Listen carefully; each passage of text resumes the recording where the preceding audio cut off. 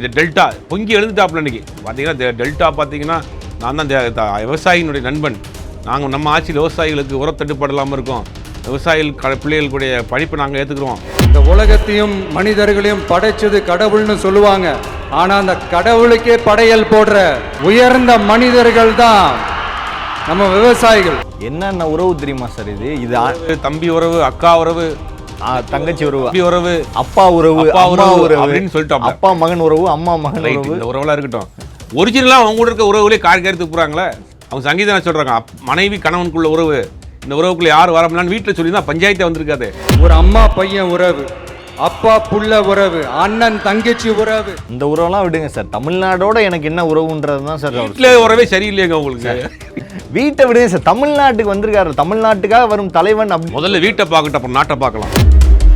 ஆனால் இவர் வந்து மேடை ஏறி இந்த அரசு வந்து டெல்டா மாவட்டங்களுக்கு டால்டாவாக செயல்படுதுன்னு பேசுகிறாரு. இல்லை, அது புரிதல் இல்லாமல் பண்ணிட்டு இருக்காரு. இன்னைக்கு விவசாயிகளுக்கு பாதுகாப்புன்னு அவர் பேசக்கூடியவர் 3 வேளாண் சட்டங்கள் வந்தது. இந்தியா முழுவதும் பெரும் போராட்டம் நடந்தது. நூற்றுக்கணக்கான விவசாயிகள் இறந்து போனாங்க. அப்பெல்லாம் எங்கே போனார்? இல்லை, இதெல்லாம் பார்த்தனால தான் சார் சொல்கிறாரு, அடுத்த ஜென்மம்னு ஒன்று இருந்தால் நான் விவசாயியாக தான் பிறக்கணும் அப்படின்னு சொல்கிறாரு சார். அதெல்லாம் சினிமா வச்சுனாங்க, அதெல்லாம் யதார்த்தத்தை வருமா? களத்துக்கு வாங்க. முதல்ல வந்து மாதம் ஒரு முறை வந்தார், 15 நாளைக்கு ஒரு முறை வர்றாரு, 15 நாளைக்கு ஒரு முறை, ½ hour, ஒரு மாதத்துக்கு மொத்தம் 1 மணி நேரம் தான். ஒரு மாதம் 1 மணி நேரம் வெளியே வந்து பேசிட்டு முதலமைச்சர் ஆகலாம். அடுத்த ஜென்மத்தில் நான் ஒரு விவசாயி குடும்பத்தில் பிறக்கணும்னு ஆசைப்படுறேன். திமுக அதிமுக, நான் இல்லைன்னா நீ ஆளு, நீ இல்லைன்னா நான் ஆளு, மூணாவதா எவனை விட்டுறாத. திமுகவும் அதிமுகவும் சேர்ந்து கூட்டுக்கிழவன் நாடகம் ஆடுது. ஏன்னா இவங்க தான் கட்சி ஆளணும், இவங்க தான் நாட்டு ஆளணும், நடுவில் யாரையும் விட மாட்டாங்க, உங்கள் எல்லாரையும் ஒழிச்சுக்கிட்டு அந்த விஜய் வருவான் அப்படின்ற மாதிரி பேச. திமுக அதிமுக கடந்த 50 ஆண்டுகளில் என்ன குறைச்சி வச்சுருக்காங்க தமிழ்நாட்டில்? டெல்டா டிரைவிங் பிரச்சனை போதுமா? ஆக்கப்பூர்வமான திட்டம் உங்கள்கிட்ட என்ன? கல்வி திட்டம் என்ன? பொருளாதார திட்டம் என்ன? எந்த திட்டமே இல்லையே.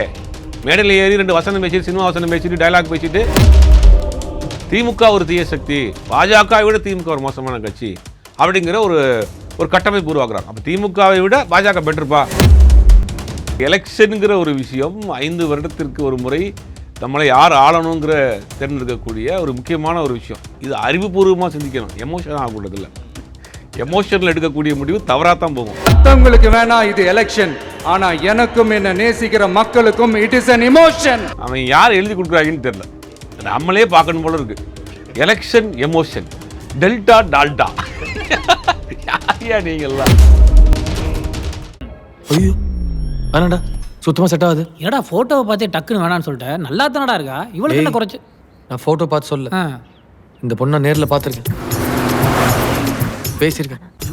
தமிழ் நேயர்கள் அனைவருக்கும் வணக்கம். இன்றைய நமது நேர்காணல் நம்முடைய இணைந்திருப்பவர் பத்திரிகையாளர் ஜுபேர் அவர்கள். சார் வணக்கம். வணக்கம். தஞ்சாவூர் நிர்வாகிகள் சந்திப்பு, தமிழக வெற்றி கழகம். மேல்மருவத்தூர் போனால் ஒரு மஞ்சள் கலர் துண்டை போட்டு போகிறது, அதுக்கப்புறம் நோம்பு கஞ்சி குடிக்க போனால் குல்லாவை போட்டு போகிறது, தஞ்சாவூர் டெல்டா, அதனால் கண்டிப்பாக நான் பச்சை துண்டு போட்டு மேடை ஏறுவேன் ஏறியிருக்கார் விஜய் அவர்கள்.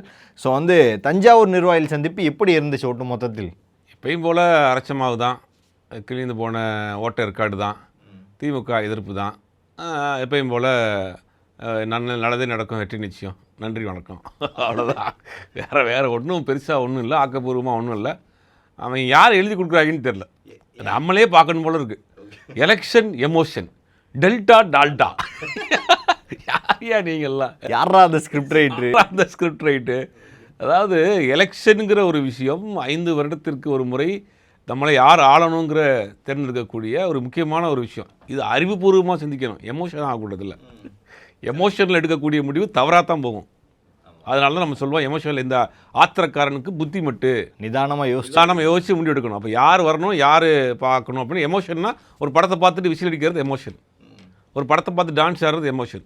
இவர் ஒன்றும் அதே நினைப்பில் தான் இருக்கார். என் படத்தை பார்த்துட்டு எனக்கு ஓட்டு போடுங்க, இப்போ எமோஷனாகி எனக்கு ஓட்டு போடுங்கன்றார். இதுவே தப்பு. முதல்ல எலெக்ஷனுக்கு ஓட்டு போடுறங்கிறது நம்ம ஆழ்ந்து சிந்திச்சு, இந்த அரசாங்கம் என்னெல்லாம் செஞ்சுருக்கு, இவங்களை எவ்வளோ திருப்பி கொண்டு வந்தால் சரியாக இருக்குமா, இல்லை இவங்களுக்கு ஆல்டர்னேட்டிவ் யார், இதை விட இவங்க பெட்டரா, இதெல்லாம் யோசித்து சிந்திச்சு எடுக்க வேண்டிய முடிவு, எமோஷனில் எடுக்க வேண்டிய முடிவு கிடையாது. அப்போ இந்த கான்செப்டே தப்பு. எமோஷன், எலெக்ஷன் எமோஷன், இந்த ரைமிங்காக இருக்கிறதுக்காக போட்டாங்க, எலெக்ஷன் எமோஷன். அப்புறம் இன்னொன்று சொல்கிறாரு, தமிழ்நாட்டு மக்களுக்கும் இந்த விஜய்க்கு இருக்கக்கூடிய உறவில் யாரும் ஊடியில் வர முடியாதுன்றார். என்னென்ன உறவு தெரியுமா சார் இது?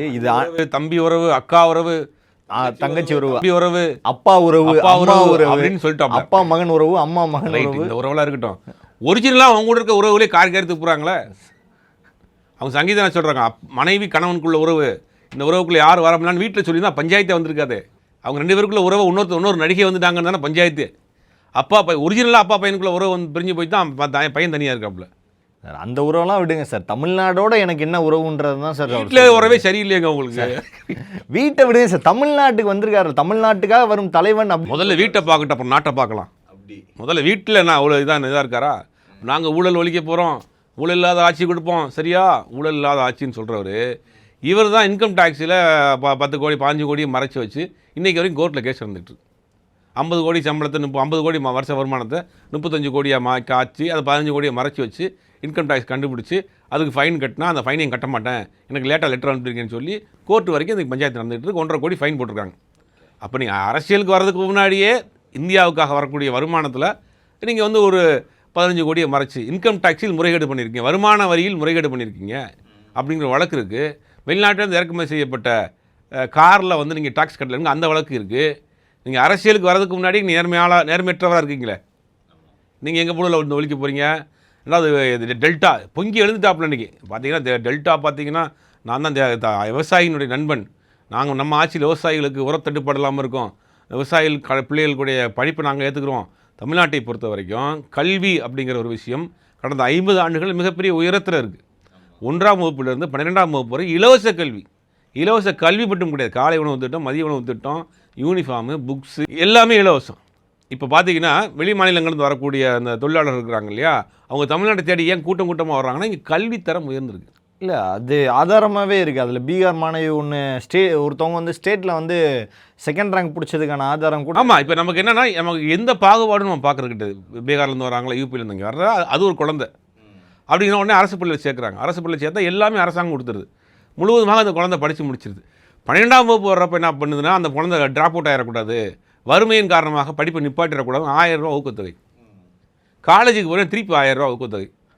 படிக்கிறதுக்கு லேப்டாப். இப்படி படிப்பை எந்தெந்த வகையில் புஷ் பண்ணி கொண்டு போகணுமோ கொண்டு போயிட்டு இருக்காங்க. இன்றைக்கி இப்போ வந்த தகவல் என்னென்னா, ஒன்றிய அரசு வெளியிட்டுள்ள ஒரு புள்ளி விவரத்தில் ஒன்றிய அரசு பள்ளிகளை இந்தியா முழுவதும் கூடிய பள்ளிகளை கண்காணிக்கக்கூடிய ஒரு அமைப்பு வச்சுருக்காங்க. அந்த அமைப்பு வெளியிட்டிருக்கக்கூடிய ஒரு தரவில் தமிழ்நாட்டில் கடந்த 2024-25 இந்த கல்வியாண்டில் மட்டும் பெண்களுக்கான உயர்கல்வி வந்து 76% உயர்ந்திருக்குன்றாங்க. 76% ஒட்டுமொத்த இந்தியாவிலே கிடையாது, தமிழ்நாட்டில் மட்டும்தான் பெண்கள் உயர்கல்வி போகிறது. ஸ்கூல் முடிச்சுட்டு காலேஜுக்கு போகிற பெண்கள் வந்து 76% இருக்குது. 2021-22 42% இருக்குது. 32-36% வரைக்கும் ஏறி இருக்குது. இன்றைக்கி கல்வி அமைச்சர் இன்றைக்கி ஒரு காணொலி வெளியிட்டிருக்கிறாரு, அடுத்த ஆட்சியில் 100% கொண்டு வருவோன்றாங்க. அப்போ ஒட்டுமொத்த இந்தியாவில் கல்விக்கான வளர்ச்சிங்கிறது, கல்விக்கான கட்டமைப்புங்கிறது தமிழ்நாட்டில் மிக ஸ்ட்ராங்காக இருக்குது. இதுவரை இந்த பள்ளி கல்வித்துறை அமைச்சர்களை காட்டிலும் இந்த 5 ஆண்டுகளில் யார் இருந்தால் தெரியுமா உங்களுக்கு? செங்கோட்டையன் இருந்தார். அவர் என்ன கல்வி அமைச்சராக எப்படி செயல்பட்டார்னு பார்த்தோம். அப்போ அவர் அமைச்சராக இருக்கிறவருடைய தனிப்பட்ட திறமையும் ஒன்று வேணுங்க. இதில் உண்மையில் அன்பில் மகேஷ் அவர்கள் நிர்வாகத்திறமை பெரிய புதுமை பெண் திட்டம் முதலமைச்சருடைய ஸ்கீம் தான். புதுமை பெண்ணுடைய முதலமைச்சர் ஸ்கீமு இம்ப்ளிமெண்ட் பண்ணணும்ல. இன்றைக்கி அரசு பள்ளி மாணவர் வெளிநாடுகள் சுற்றுலாவை கொண்டு போகிறாங்க, தேடி அவங்களுக்கு எந்த டேலண்ட் இருக்கோ அதை கண்டுபிடிச்சி அவங்களை கொண்டு வந்து மேலே கொண்டு வராங்க. இல்லாட்டி 76% வராது. இந்த 76%க்கு புதுமை பெண் திட்டம் ஒன்று முக்கியமான ஒரு திட்டம். ரெண்டாவது 1000 ரூபா ஸ்கீமு, கல்லூரியில் படிக்கக்கூடிய பெண்களுக்கான 1000 ரூபா, மாணவ மாணவிகளுக்கான 1000 ரூபாங்கிறது ட்ராப் அவுட் அப்படி குறைச்சிருக்கு. கிட்டத்தட்ட 76%ங்கிறது பெரிய வளர்ச்சி. ஒட்டுமொத்த இந்தியாவில் எந்த மாநிலத்திலும் கிடையாது. அப்போ கல்வியில் வளர்ந்த மாநிலமாக இருக்குது. இதை விட நீங்கள் என்ன பெட்டராக இருப்பீங்க? என்ன கொண்டு வர போகிறீங்க? என்ன திட்டம் இருக்குது உங்கள்கிட்ட? நீட்டை வந்து அவங்க வந்து ஏமாற்றிட்டாங்க. திரும்ப சொல்கிறேன், நான் நிறையா சொல்லிட்டாலும் கூட நீட்டுங்கிறது திமுக தேர்தல் அறிக்கையில் நாங்கள் ஆட்சிக்கு வந்தால் நீட் ரத்து பண்ணுவோம், நீட் ரத்து பண்ணுவதற்கான வேலையெல்லாம் செய்வோம்னு சொன்னாங்க. என்ன பண்ணாங்க? ஒரு மாநில அரசு சட்டமன்றத்தில் தீர்மானம் நிறைவேற்றிட்டாங்க, நீதிமன்றத்தில் வழக்கு போட்டாங்க.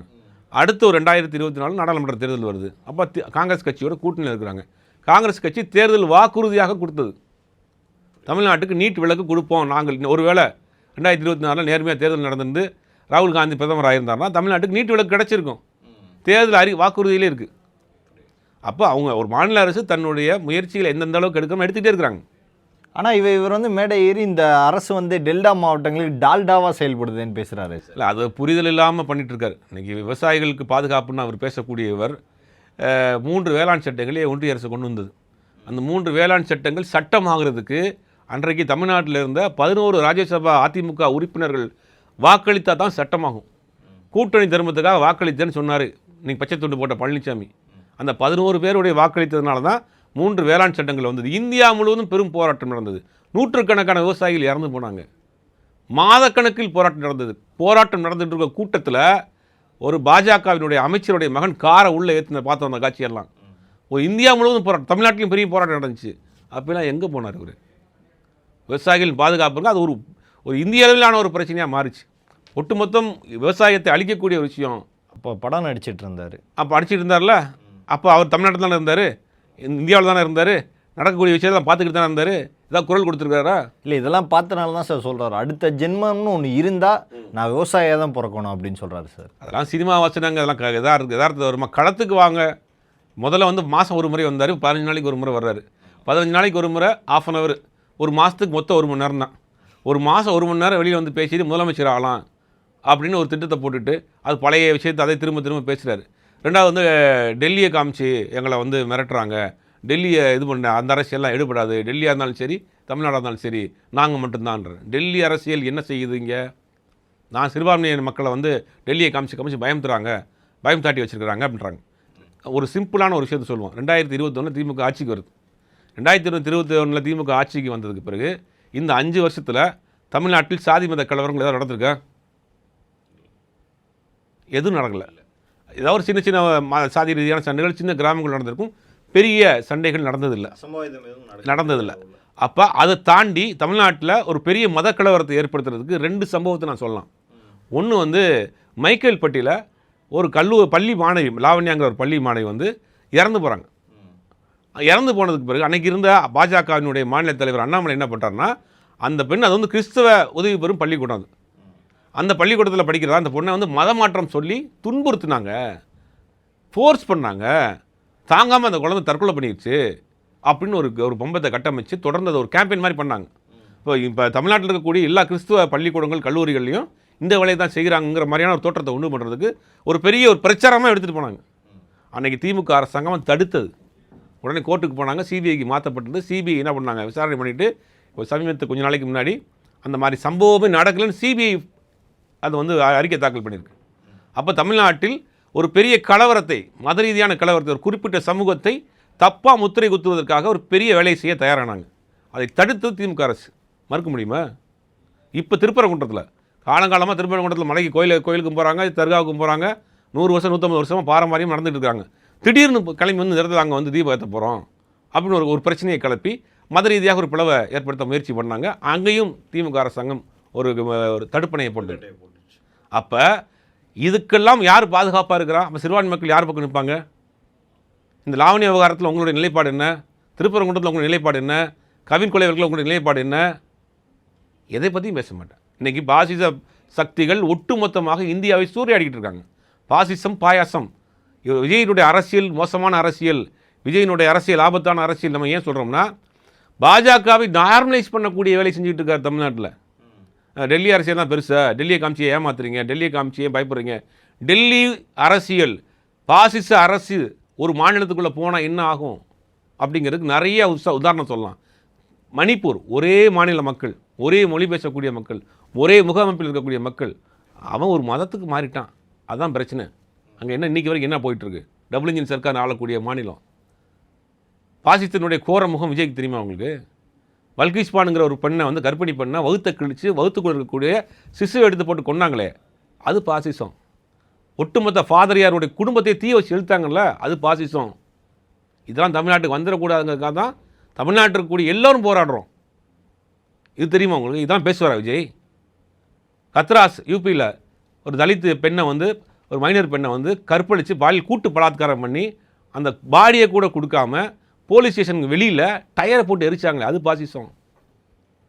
என்ன பேசுகிறாரு இவர்? பாசிசத்தையும் பாயாசத்தையும் கம்பேர் பண்ணி நார்மலைஸ் பண்ணக்கூடிய ஆபத்தான அரசியலை விஜய் பண்ணுறாரு. இதுக்கு தான் நம்ம பயந்துகிட்டு இருக்கோம். ஒரு பாசிச பாஜக சக்திகள், மதவாத சக்திகள் தமிழ்நாட்டுக்குள்ளே கால் ஊன்றினா என்ன நடக்கும்? இந்த 5 வருஷத்தில் திமுக ஆட்சியெலாம் வேறு ஆட்சி நடந்திருந்தால் இந்த 2 சம்பவம் போதும் சாம்பிள். மைக்கேல்பட்டி விவகாரம் ஒன்று, திருப்பரங்குன்ற விவகாரம் ஒன்று.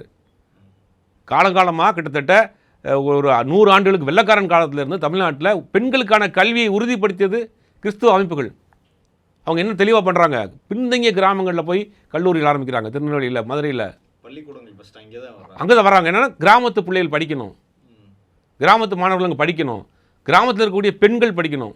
வேலூர் சிஎம்சி இருக்குது பார்த்தீங்களா, அங்கே இருக்கக்கூடிய கர்ப்பிணி பெண்களுடைய இறப்பு விகிதம் அதிகமாக போகுது. ஏன்னா முறையான மருத்துவ வசதி இல்லை. அதை பார்த்து அங்கே இருக்கக்கூடிய வெள்ளக்காரனுடைய ஒரு தங்கை அவங்களுடைய சொந்த முயற்சியில் கட்டப்பட்ட ஒரு மருத்துவக் கல்லூரி சிஎம்சி, தெரியுமா உங்களுக்கு? அது இப்படி எத்தனையோ வரலாறுகள் இருக்குது. அப்படிப்பட்ட கிறிஸ்துவ கல்லூரிகள், கிறிஸ்துவ மருத்துவமனைகள் மீது ஒரு சாயத்தை பூசுகிறாங்க, இங்கே மதம் மாற்றம் பண்ணுறாங்கன்னு. இல்லை, இவர் நார்மலைஸ் பண்ணுறது ஒரு பக்கம் இருந்தாலும் அடுத்த கட்டமாக இன்னொரு இதுக்கு வர்றாரு. திமுக அதிமுக, நான் இல்லைன்னா நீ ஆளு, நீ இல்லைன்னா நான் ஆளு, மூணாவதா எவனை விட்டுறாத. திமுகவும் அதிமுகவும் சேர்ந்து கூட்டுக்கிழவன் நாடகம் ஆடுது. ஏன்னா இவங்க தான் கட்சி ஆளணும், இவங்க தான் இந்த நாட்டை ஆளணும், நடுவில் யாரையும் விட மாட்டாங்க, உங்கள் எல்லாரையும் ஒழிச்சுக்கிட்ட அந்த விஜய் வருவான் அப்படின்ற மாதிரி பேச. திமுக அதிமுக கடந்த 50 ஆண்டுகளில் என்ன குறைச்சி வச்சுருக்காங்க தமிழ்நாட்டில்? மாவட்டம் தோறும் மருத்துவமனை, மருத்துவக் கல்லூரி, கல்வி அமைப்பில் 66%, 4%லேருந்து 11% திமுக அரசாங்கத்தினுடைய உள்நாட்டு உற்பத்தி பொருளாதாரம் வளர்ந்துருக்கு. என்ன குறைஞ்சி போச்சு? நீங்கள் என்ன இதை விட மாற்றி என்ன செய்ய போகிறீங்க? 76% இருக்கக்கூடிய ஹையர் எஜுகேஷன் 100% மாற்றுறதுக்கு உங்கள்கிட்ட என்ன இருக்குது? டெல்டா டிரைவிங் பிரச்சனை போதுமா? ஆக்கப்பூர்வமான திட்டம் உங்கள்கிட்ட என்ன? கல்வி திட்டம் என்ன? பொருளாதார திட்டம் என்ன? எந்த திட்டமே இல்லையே. மேடையில் ஏறி 2 வசனம் பேசிட்டு, சினிமா வசனம் பேசிட்டு, டைலாக் பேசிட்டு நம்ம மாதிரியான ஆட்கள் சொல்கிறோம். இவர் ஒரு ஆபத்தான அரசியல் பண்ணுறாரு. பாஜகவை நார்மலைஸ் பண்ணுறாரு, பாசிசத்தை நார்மலைஸ் பண்ணுறாரு, இங்கே வளர்ச்சிகளை வந்து மறைக்கிறாரு. இதுதான் ஆபத்து. இது பாஜகவினுடைய அரசியல். தமிழ்நாடு மிகவும் பின்தங்கிய மாநிலன்ற மாதிரி அப்படிங்கிற மாதிரியே ஒரு கட்டமைப்பு உண்டு பண்ணுறாரு. என்ன குறைஞ்சி போச்சு தமிழ்நாட்டில்? அவங்களுக்கு கல்வி அமைப்புகளில், கல்வி வளர்ச்சிகளில் பெரிய மாநிலமாக இருக்குது, பொருளாதார வளர்ச்சியில் பெரிய மாநிலமாக இருக்குது, வெளிநாட்டு உற்பத்திகள் தமிழ்நாட்டுக்கு வரக்கூடிய விஷயங்களில் முதலிடமாக இருக்குது. $5 லட்சம் மில்லியன் வந்து கொண்டு வந்திருக்கிறாங்கன்றாங்க. ஒரு பெரிய அளவில் இருக்குது. ஒரு மாநிலத்திற்கு இன்றைக்கி இந்தியாவுக்கு, ஒட்டுமொத்த இந்தியாவில் வெளிநாட்டு முதலீடுகள் வரக்கூடிய மாநிலங்கள் மொத்தம் 3 மாநிலங்கள் தான்.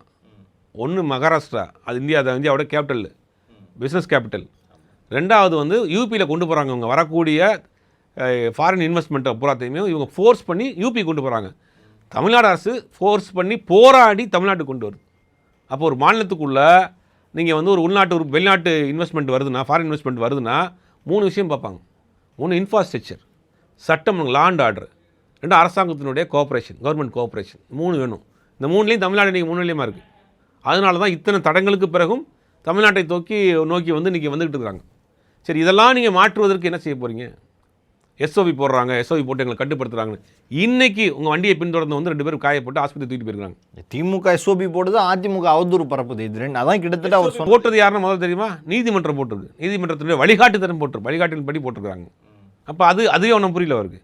இன்றைக்கி நடந்திருக்குங்க. இன்றைக்கி தள்ளுமொழி ஏற்பட்டிருக்கு, வண்டியை ஃபாலோ பண்ணி ஆக்சிடென்ட் ஆகிருக்கு, மருத்துவமனை தூக்கி போயிருக்காங்க. ஒரு வயதானவர் மேலே இடிச்சிருக்கிறாங்க. அந்த கூட்டத்தை கட்டுப்படுத்த போலீஸுடைய பேரிகார்டை தாண்டி உடச்சிக்கிட்டு உள்ளே ஓடுறாங்க. அப்போ இவங்களுக்கு எஸ்ஓவி போட்டும் கண்ட்ரோல் பண்ண முடியாதுன்ற மாதிரியான சூழ்நிலை தான் வந்திருக்கு. இப்போ முதலில் உங்களுடைய நிர்வாகிகளே கட்டுக்கோப்பாக வைங்க. ஏன் அதை செய்ய மாட்டேங்கிறீங்க? அப்போ இவர் அரசியலை பொறுத்த வரைக்கும் ஆல்மோஸ்ட் அது முடிஞ்சு போச்சு. தமிழ்நாட்டில் எந்த கட்சியும் கூட்டணிக்கு வரல. இன்றைக்கி அவருடைய பேச்சில் நிறையா கான்ஃபிடன்ஸ் லெவல் போயிடுச்சு. எந்த தலைவனாக போய் தொண்டன்ட்ட சத்தியம் பண்ணுங்க, என்னை விட்டு போயிடாதீங்க, சத்தியம் பண்ணுங்க, என்னை விட்டு போயிடாதீங்க, எனக்கு ஒரு சத்தியம் பண்ணுங்க. என்னடா அது கை ஒட்ட மாட்டேங்குது, வடிவேல் காமெடி மாதிரி தான் இருக்குது. அவனுங்க இந்த பக்கம் பேசிகிட்டு இருக்கான், அந்த பக்கம் விசில் அடிச்சிட்டு இருக்கான், டான்ஸ். அவன் விஜயை பார்ப்பதுக்கு தான் வந்திருக்கிறான், விஜய் பேசுவதற்கு கேட்கறதுக்கு வரல. அவன் விஜயை பார்ப்பதுக்காக வந்த கூட்டம், விஜயோட ஃபோட்டோ எடுக்கிறதுக்காக வந்த கூட்டம். உண்மையிலே நாளுக்கு நாள் கான்ஃபிடன்ட் குறைஞ்சிட்டு தான் வருது. இன்றைக்கே குறைஞ்சிருச்சு. இன்றைக்கி பார்த்து எல்லாருக்குமே தெரியுமே. சத்தியம் வாங்குறாருன்னா ஒரு கட்சி தலைவர் வந்து சத்தியம் வாங்குறாரா, நம்மெல்லாம் சேர்ந்து ஆட்சி அமைக்க போகிறோம் அப்படின்னு தலைமை தான் வந்து முதல்ல வந்து அவர் கான்ஃபிடன்ட் கொடுக்கணும். இவர் என்ன சொல்கிறாரு? சத்தியம் பண்ணுங்க, என்னடா கை ஒட்ட மாட்டேங்குது, எனக்கு தான் ஓட்டு போடணும், சத்தியம் பண்ணுன்ற மாதிரி பேசிகிட்டு இருக்காரு. அப்போ இவருக்கே அந்த கான்ஃபிடன்ட் லெவல் போச்சு. இவரை பற்றி எனக்கு தெரிஞ்சு இனிமேல் பேச வேண்டிய அவசியம் இல்லை. அவரே வந்து அவருடைய கான்ஃபிடன்ட் லெவல் இறக்கிட்டே வர்றாரு. பெருசாக மக்கள் மத்தியிலும் பெருசாக இல்லை, ஒரே மாதிரியான ஸ்டீரியோட்டிக்கான பேச்சு அது மக்கள் மத்தியில் எடுபடாது. இருந்தாலும் என்ன சொல்கிறேன், இவருடைய அரசியல் ஆபத்தான அரசியல் அதுக்கு அம்பலப்படுத்தணுங்கிறது தான் நம்மளுடைய நோக்கம். பாஜக ஒரு மாநிலத்துக்குள் போச்சுன்னா என்ன நடக்கும்? அந்த பாசிசத்தை இவர் நார்மலைஸ் பண்ணக்கூடிய வேலை செஞ்சுட்டு இருக்கிறாரு. ஒரு கூட்டத்தை வந்து பாஜக பக்கம் திருப்பக்கூடிய வேலை செய்கிறாரு. பாஜக ஒரு பெரிய அது ஒரு நார்மலான ஒரு அரசியல் கட்சி தான். ஆமாம், இவர் பேசுகிறத பார்த்தா திமுக தான் கேடுகட்ட சக்தி, பாஜக நல்ல சக்தின்ற, அதாவது பாஜக பற்றி பேசலை அப்படின்னா திமுக மேலே வெறுப்பும் இன்னொரு கட்சியில் தானே பேசுகிறோம். அப்படி தான் சாரும், அதைத்தான் பண்ணிட்டு இருக்காரு. அந்த வேலை ஆபத்தான அரசியல் தான் விஜய் பண்ணுறாருங்கிறதுக்காக தான் நம்ம இப்போ வரைக்கும் பேசுகிறோம். மற்றபடி விஜயை எதிர்த்து அரசியல் பண்ணுற அளவுக்கு விஜய் வந்து சித்தாந்த ரீதியான ஸ்ட்ராங்கெலாம் ஒன்றும் கிடையாது. பாசிசம், பாயாசம், டால்டா, எலெக்ஷன் எமோஷன், இதுதான் அவங்க அரசியல். அதனால் வந்து இது நம்ம வந்து ரொம்ப டீப்பாக போய் அவருக்கு பதில் சொல்ல வேண்டிய அவசியம் இல்லை. ஆனால் ஒரு தலைமுறையை வந்து பாஜக பக்கம், பாஜக ஒரு நார்மலான அரசியல் கட்சி தான் அப்படின்னு திருப்பக்கூடிய வேலை செய்கிறார். திமுக விட பாஜக பெட்டர்ப்பா அப்படின்னு நார்மலைஸ் பண்ணக்கூடிய அரசியலை செய்கிறார். அந்த அரசியலை தொடர்ந்து அம்பலப்படுத்தணும். இவர் முகத்திரையை கிழிக்கணுங்கிறதுக்காக நம்மள மாதிரி ஆட்கள் பேசிகிட்டு இருக்கோம். ஓகே, தொடர்ந்து ஸ்டாலின் அவர்களுக்கும் எனக்கும் தான் போட்டி. இதை போய் உங்கள் ஸ்டாலின் சார்கிட்ட கேளுங்க, என்ன நடக்குதுன்னு பாருங்கள். ஸ்டாலின் விஜய் போர் விஜய்க்கும் ஸ்டாலினுக்கும் அப்படிதான். அது ஒரு ஸ்ட்ராட்டஜி இருக்குது. அதாவது ஒரு வலுவான ஒருத்தரை எதிர்த்தா தான் நம்மளும் வலுவான ஆளாக இருக்க முடியுங்கிற ஒரு தியரி இருக்கு இல்லையா? அதைத்தான் இங்கே பண்ணுறாரு. அது ஒன்று. ரெண்டாவது, திமுக ஒரு தீய சக்தி, பாஜகவை விட திமுக ஒரு மோசமான கட்சி அப்படிங்கிற ஒரு கட்டமைப்பு உருவாக்குறாங்க. அப்போ திமுகவை விட பாஜக பெட்டர்ப்பா அப்படிங்கிற ஒரு மனநிலையை கொண்டு வர்றதுக்கு அந்த ஒரு வேலை. ஏன்னா ஒரு வலுவான எடுத்தால் நானும் வலுவான ஆள், என்னுடைய போட்டியாளரை வந்து அவர் வலுவான ஆள், நானும் அந்த மாதிரி தான் அப்படிங்கிற ஈக்குவல் பண்ணுறாரு. அந்த வேலையை தான் திரும்ப திரும்ப எல்லா இடத்துலையும் ஒரே மாதிரி பண்ணுறாரு. முதல்ல நடந்த கூட்டத்தில் நடந்த நன்றி தெரிவிப்புக்கு இதுக்கு நன்றி தெரிவிக்கிறார். வேலூர் நன்றி சொல்ல முட்டேன், தஞ்சாவூரில் நன்றி என்னையா இன்ஸ்டால்மெண்ட்டில் நன்றி சொல்கிற. அதை விட இல்லைட்டு ஜனநாயகன் வந்து 9ஆம் தேதி ரிலீஸ் ஆகல, தடுத்தாங்க. ஜனவரி மாதம் அது. அப்பயே வந்து அறிக்கை விட்டு ஸ்டாலின் சார் கண்டிச்சிட்டார். இன்னைக்கு வந்து ஸ்டாலின் சாருக்கு நன்றி. அதுவுமே மானத்தியானை பொன்மானெல்லாம் போட்டால் நீ பேசலையே, உன் படத்தை முடக்கி வச்சிருக்கிறதுக்கு நீ பேச மாட்டேங்கிற, நீ வாயை திறக்க. ராகுல் காந்தி பேசுகிறாரு, ஸ்டாலின் பேசுகிறாரு, தமிழ்நாட்டில் கூட பலரும் பேசினாங்க. முடக்காதீங்க, ஜனநாயக ரீதியான ஒரு விஷயம், படம் வரட்டும், அது யாராலும் பார்க்கட்டும் அப்படிங்கிறத எல்லா கட்சியும் கண்டிச்சாங்க. ஆனால் இது நாள் வரைக்கும் அமைதியாக இருந்துட்டு இப்போ பேசுகிறாரு. அதான் ஜனவரி ஃபர்ஸ்ட் வீக்கு மார்ச் ஃபர்ஸ்ட் வீக்கில் அவர் வந்து பேசுகிறாருங்கும் போது இவர் பிரச்சனைக்கு இவரால் பேசுவதற்கு தயங்கக்கூடியவர்கள் தமிழ்நாட்டு மக்கள் பிரச்சனை எப்படி பேசுவார்? அப்போ ஒட்டுமொத்தமாக இன்றைக்கி பார்க்குறப்ப எப்பயும் போல் அள்ளித்தெரிச்ச கோலம் அரைச்ச மாவு இப்படி தான் அரைச்சிருக்காரு. புதுசாக வந்து 2-3 ரைமிங்கை வேற போட்டிருக்காங்க. டெல்டா டால்டா, எலெக்ஷன், எமோஷன், பாயாசம், பாசிசம் அப்படின்னு சினிமா வசனங்களை பேசிட்டு வண்டியை ஓட்டிட்டு போகணும் தான். விஜயினுடைய அரசியலும் முடிஞ்சு விட்டது, சினிமா வாழ்க்கையும் முடிந்து விட்டுங்கிறதான் தெரியுது. இப்போ பல்வேறு கேள்விகளுக்கு பதில் தமைக்காக மிக்க நன்றி சார். நன்றி.